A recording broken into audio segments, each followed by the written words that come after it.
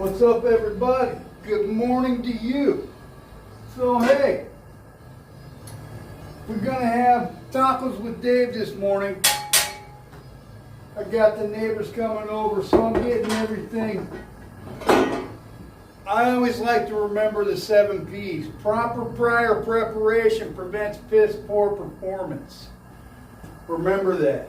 And I've got this thing chilling out. I'm going to take off the watch because today I brought some handy dandy straps from the Calderoninis where we're going to do some, what do you call it? What's he call that? Non-permissive environment specialist. It's like kitty tricks. You can show your friends. In fact, I should be doing this live so you guys know there's no trickery involved. They don't come off. They're like that. And I don't want to be knocking coffee all over the place. So let's just put these things on here.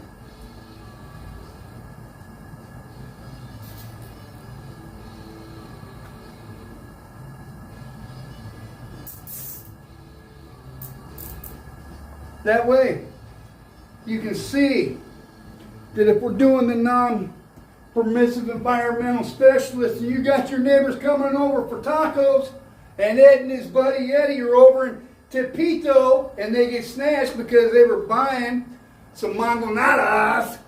Woo!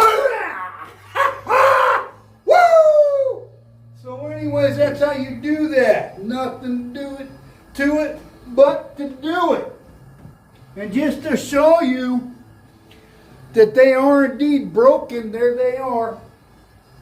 Get out of here, like Stale Cracker would say. So, anyways, what's up, guys? I thought I would start the day off with a little joke. Non-permissive. Tune in next week where we'll smash coconuts with our bare hands, because you never know when you have to use your non-permissive environmental specialty. So, like I said, I've got some neighbors that coming over today. Could be you, but it's not. So, we're gonna take some of this. And, uh-oh, there goes my chili. I'm gonna be eating this. You just want to get a little bit of chorizo, right? A little bit of chorizo. A little bit of garlic. About a tip of a knifeful.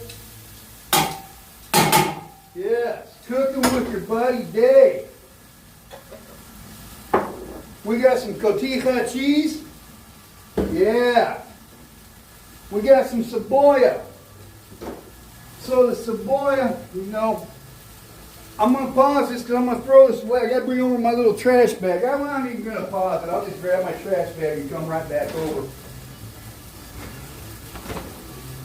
Always remember, Trader Joe's is your friend. They do not officially endorse my product in any way.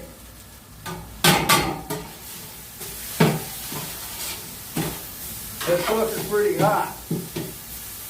I should probably turn that down a little bit. And I'm going to. There we go. So we're going to get that over there. Make some nice chorizo grease. Smell that? A little bit of bacon. I'm going to grab this. Now, who doesn't love bacon? Everybody loves bacon. We're going to take the bacon. We're going to get the bacon in there. The Baconator. Yes. There we go. Woo! I can smell it. I wish you could too. You're going to love it, people. Woo-hoo! Woo-hoo! Woo-hoo! So anyways, we got that going. And then, you want a little bit of serrano chili in there. So we're going to throw that in there. Right? Yes. Make sure you don't rub your eyes afterwards. Because you do, I can smell the chili from here. That's right. So, then you want a little bit of lime. You want lime on the taco before and after. Me? Some people put it on before, some people put it on after. I like to do both. You know, I got lit up by my trolls the other day, man. They hurt me. They hurt me bad. Not really. But they were making fun of my little Xanax old mixer, 1202 mixer. Oh man, that chili's strong. I can smell it from here. So this is how your boy Dave makes bacon. Making bacon. You got cartel grifters making money, I'm making bacon. Who's greater? You say you can buy all the bacon you want. Maybe I better turn that up just a skosh. We got it turned up. So hey, I'm just gonna let that slow sizzle. Let's turn this down. We got Wilson Castillo from Freak Films on the harp. So anyways, you know, I got some acoustic paneling put up yesterday. I got, oh, you know what? We didn't put in any Saboya. Dave, what are you doing? You got to put in the Saboya. You're right. So hey, when I'm putting in Saboya, I like to use a grater. It's a lot faster. You just get that. You see that? Get a little bit of the Saboya in there. Crying is persistence. If you're crying when you're cutting up an onion, you haven't been pepper sprayed enough. So hey, I'm going to pause and drag my cutting board back upstairs so I got a little bit of something to work with. I'll be right back down. One sec. Well, I'm down south in London town. So what's up, everybody? So, you gotta be careful because this thing gets hot.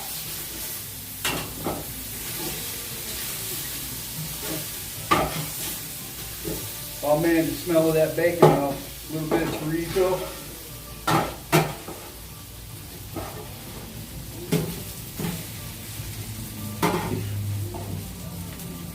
So hey, I better turn that down just a little bit more. Yeah, that's kind of hot. There we go. So like I said, I got some neighbors coming over. I want to make sure I got this thing seasoned properly after I washed it last, which was last night, London town. So like I've been learning a lot about videos, man. I got lit up the other night by trolls. So, you know, that's kind of just what's up. And I'm not supposed to feed them. I was watching Johnny Mitchell this morning with some cat from Ohio that says that he went to Mexico and became some overweight white boy from Ohio doing shit for the, not supposed to cuss, doing shit for the cartels in Nogales and stuff. And I just think that it's amazing that all these cartel people come out of the woods. Got my chili plants. They're so beautiful. Got all these cartel people coming out of the woods. I never saw anybody that was white. I saw one person. You gotta be sketchy about recounting certain stories. But you know, I think that it's funny that all these people can come out of the woodwork, and it's been years, but now everybody's coming out of the woodwork. When I've been down there for years with all kinds of photos, and people basically didn't give me the time of day. Like, you're in Mexico, you're just forgotten. You drop off the face of the planet, as far as Americans go. So, You know, I found that kind of odd. Eddie put up a video the other day where they're in Tepito. I got pictures of being in Tepito where I'm getting hit up by municipal police. They got this little market. It's a barrio in Mexico City. And it's not the best barrio, but it's not any different than going to Watts or Compton, whatever. The Bronx, some sections of Brooklyn. You know, Johnny Mitchell, I'm curious. Hey Johnny, when you're trafficking marijuana across the country, I'm just curious if you're vacuum sealing it in Mylar bags and then stick it in the back of like a Ford F-250 pickup with a tonneau cover to where it's locked and they need a warrant to get into it. I mean, what's the extent of your trafficking experience, Johnny? You know, because I watch all these people act like they're like cartel experts, and I doubt it, you know. I wonder if these people are like taking butane and running it through tubes of PVC. And I'm not going to say everything that you have to do to make it, but to make wax. I wonder what the extent of their knowledge is. Because I watch these people on YouTube constantly. And my position on law enforcement and freedom in this country, it costs me some viewers, man. Because a lot of people that watch my channel are law enforcement. And so, you know, I'm a little bit more geared towards like absolute freedom as long as you're not harming somebody else directly and immediately. Not a lot of law enforcement likes to hear that, and I apologize, but I owe it to each of you guys to be honest. So, you know, I'm learning a lot about having a YouTube channel. I'm learning a lot about a lot of things.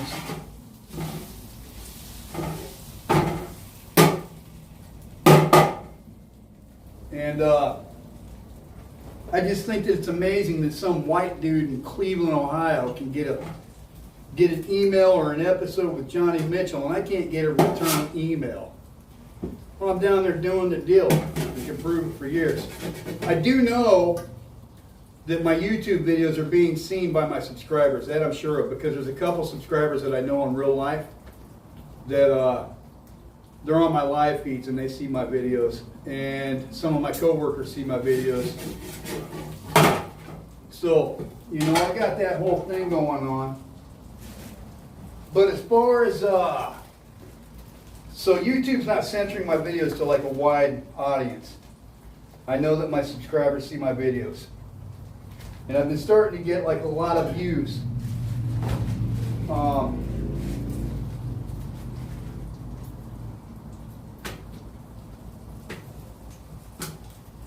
What I don't know, though, is why these major channels aren't contacting me back at all when I'm legit. I got my credentials, I got everything. Can't get these guys to spit in my direction. I did record some of the sessions with Mark Gagnon when he was here, right here, sitting exactly where I'm at right this moment. I appreciate you coming to my house, man. You guys are welcome, all of you. So I got that, but I'm not going to post any of that because it's his thing, and I'm waiting for him and his editors to get done. And he's got a polished channel, and I don't want to like do anything that would disrupt anything he's got going on. Great cat, great crew. Really enjoyed having them here. Would love to be making tacos for them, and you know, there's really cool people. Gafe 423 wrote me back again yesterday when, ironically, I was buying these chilies at Home Depot. And he tells me, we've tried to call you, but your number's incorrect. My number's not incorrect, dude. I gave you exactly my number to the phone that I'm actually recording this on right now, not this phone. I got this phone too. And then I got the one that I'm recording this on right now. Gafe 423, yo te di mi número de celular directo. Tú tienes directo, acceso directo a mí. I gave you direct access to me in terms of my direct phone number. I emailed you back immediately asking you for your phone number because I would sure as hell call you. You put these pictures of you out, like you just did on your post with your little X's over your eyes, obscuring your picture, but you do all your videos with a balaclava or a pasa montana on. You know, and it's just, and then Ed and Eddie and their little trip to Tepito all over the country. Ed was so high speed hunting down major drug cartels that he goes back and lives amongst them and travels the country freely with impunity. You know, but won't email me back. Sooner or later, I want to tell you guys this, because then I'm going to have some tacos. And I wish you were here having tacos with me. I will totally cook for you, man. Persistence is more important than brilliance or genius. Because if you're persistent enough, and if you've been through the military, if you've been through any type of training where it's like hardcore, I'm going to turn this off so I don't want to burn it. If you've been through any type of training whatsoever to where you're suffering physical pain, risk of death or anything, the only way to get through that is persistence. So sooner or later my shows are going to blow up because a white person that was born in the United States going to Mexico, working for the Mexican government armed in a uniform against the premier evil in the world is newsworthy. And the fact that none of these guys have given me the time of day except for Camp Gagnon and Ian Bick, you know, that's newsworthy. Why aren't they going out and getting all of the information and data available unless they're specifically trying to sell you a narrative? So, you know, I was hoping Sean or Joe would be cool to me. Not because I want to make a lot of money. As far as money goes, honestly, I make about 100. Shouldn't be putting all my stuff out there. My wife tells me, hey, don't put all your data out there. But I'm going to put it out there because I want people to know the real. I work 2 jobs to do this, right? And I make decent money. It's not bad. I'm comfortable. My wife throws a little bit of money on top of it too. But I'm not one of these YouTubers that's talking about making $500,000 a month. And if I did make $500,000 a month off of my YouTube, I wouldn't be any different than Joe starting out or Candace Owens starting out in her basement, which is just what this is. I put up videos. You'll see the videos when Mark was here. You've seen pictures when Mark was here. I'm sitting in that chair. I'm sitting in that chair on another day. We're wearing different shirts. We filmed 3 days. So none of this stuff was here. And he's probably going to use a green screen to take that stuff out because we're not shooting in the studio. I picked up a condenser mic for a couple $100. Someone was talking smack about my Behringer X1202. I got rid of it. I got a Yamaha. You know, the trolls are gonna troll, do troll stuff. They're gonna hate. I'm gonna continue doing what I do because I'm persistent, and you're not gonna make me quit. And sooner or later, when my story does blow up, I'm gonna call out all the people that weren't there for you. Mr. T was talking about it yesterday when he became famous. All of a sudden, he had all kinds of friends. I have a couple friends. I'm not rich. I pay my bills. I try to be the best person or best approximation of a person that I can be all the time because it's the right thing to do. And I've seen what my life is like when I'm not doing the right thing. I do like podcasts like 3 to 7, but as far as like Taylor Kavanaugh going to Hawaii, he was on Mike Ritton, these SEAL guys. I wanted to go join the Foreign Legion, and if I had a better grill, I would be speaking to you in French right now. 70, 72. They do a duck walk like this, where you have to walk like this, and you carry your weapon, and they beat you in the back of the head. I was seriously, if I wound up in Mexico carrying a Mexican weapon, you can bet your bacon, you can bet my bacon too, that I would have been in France, in Fort de Nogent, and Taylor Kavanaugh can be on Mike Ritland talking about his opioid addiction, and good for him, man, I dig him. But I can't talk to you or get on any of these major podcasts about, instead of picking up a weapon for the United States or for France, picking one up for Mexico. And it's crickets on all ends. So, you know, I'm putting my story out there. I'm going to enjoy my tacos. I hope you guys enjoy the rest of your day. I get ready to have my neighbors over. And happy Sunday.